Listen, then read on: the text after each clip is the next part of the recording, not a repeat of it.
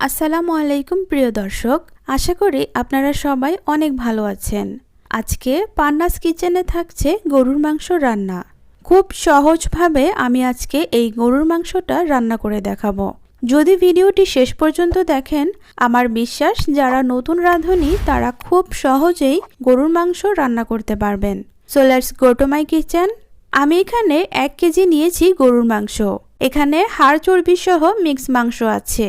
এখন আমি এর মধ্যে মশলাগুলো দিয়ে দিব। তাই প্রথমেই দিয়ে দিলাম 1.5 চামচ হলুদের গুঁড়ো, 2 চামচ মরিচের গুঁড়ো। ঝালটা আপনারা আপনাদের টেস্ট অনুযায়ী কম বেশি করে বাড়িয়ে বা কমিয়ে দিতে পারেন। ধনিয়া গুঁড়ো দিয়ে দিচ্ছি 1 চামচ, জিরার গুঁড়ো দিচ্ছি 1 চামচ, লবণ 1 চামচ দিয়ে দিলাম। প্রয়োজনে আমি পরে অ্যাড করে নেব। বাদাম বাটা দিয়ে দিচ্ছি 1 চামচ পরিমাপ, সেই সাথে দিয়ে দিলাম টক দই। এবার আমি অ্যাড করব আস্ত গরম মশলা।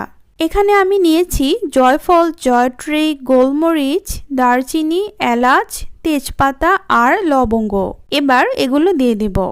এখানে আমি একটা জয়ফল নিয়েছি, তবে সম্পূর্ণটা দিব না, এর 3 ভাগের 1 ভাগ আমি দিচ্ছি গ্রেটারে গ্রেট করে। সরিষার তেল দিয়ে দিচ্ছি 2 চামচ। যে কোনো কষা মাংসে সরিষার তেলটা দিলে এর ফ্লেভারটা খুব সুন্দর আসে। এবার আমি এই মশলাগুলোর সাথে খুব ভালো করে মাংসটাকে মেখে নেব। তো দর্শক, যারা এখনও আমার চ্যানেলটি সাবস্ক্রাইব করেননি তারা প্লিজ আমার চ্যানেলটি সাবস্ক্রাইব করে আমাকে সবসময় সাপোর্ট করবেন।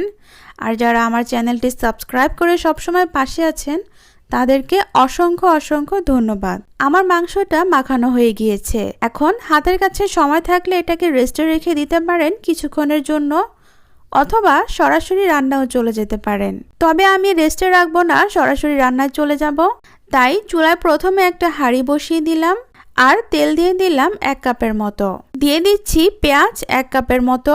আমি পেঁয়াজগুলোকে গোল করে একটু মোটা করে কুচি করে নিয়েছি। পেঁয়াজটা হালকা নরম হয়ে আসলে দিয়ে দিচ্ছি আদা রসুন বাটা উঁচু করে 1.5 টেবিল চামচ। এবার এটাকে কিছুক্ষণ ভেজে নেব। এখন আমি মাংসটাকে দিয়ে নেব।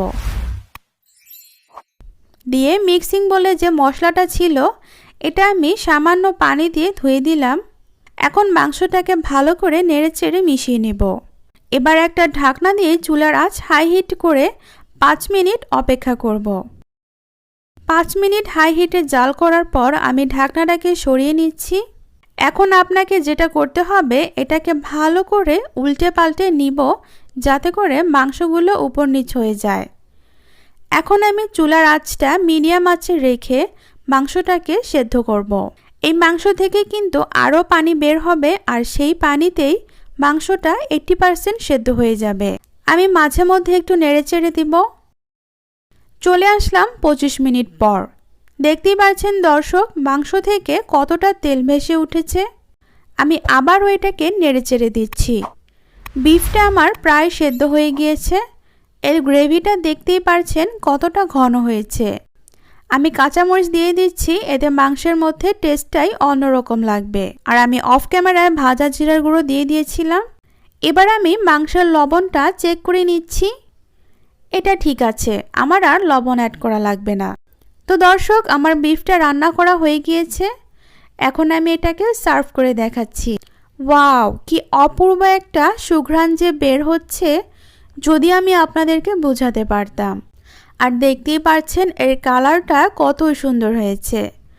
আমার তো দেখে আর তর্স হয়েছে না।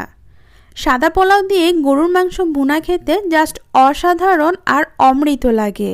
আপনাদের কাছে কেমন লাগলো দর্শক জানাতে কিন্তু ভুলবেন না। আপনারা লাইক শেয়ার করতে থাকুন আর আমি এখানে খাওয়া শুরু করি। আজকের মতো বিদায় নিচ্ছি। আল্লাহ হাফেজ।